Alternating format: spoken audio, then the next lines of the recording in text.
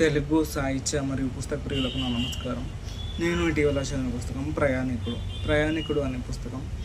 Story ఏంటంటే, ఒక ఊరిలో ఒక ఇద్దరు దంపతులు ఉంటారు.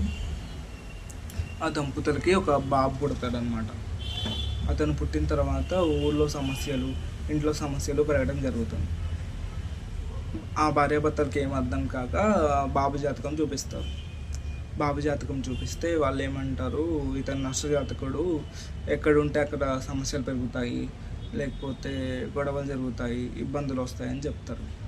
అప్పటి నుంచి బాబు వాళ్ళ అమ్మ వాడిని ఎలా చూస్తుందంటే, కొంచెం చులకనంగా చూడటము, కొట్టడము, తిట్టడము చేయడం వల్ల బాబు ఇంట్లోంచి వెళ్ళిపోతాడు.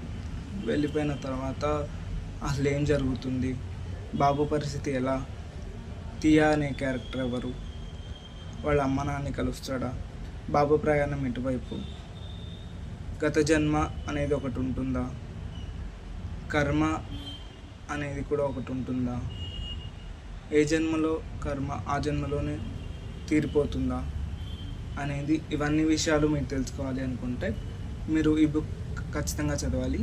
అమెజాన్లో అవైలబుల్ ఉంది, ఒకసారి క్లియర్గా చూడండి. నాకు టియా క్యారెక్టర్ లాస్ట్ వరకు ఉండుంటే బాగుంటుంది. మధ్యలోనే అంటే కథ మధ్యలోనే టియా క్యారెక్టర్ చనిపోతుంది. ఎందుకు ఏంటి అనేది తెలుస్తుంది. Thank you for watching this video.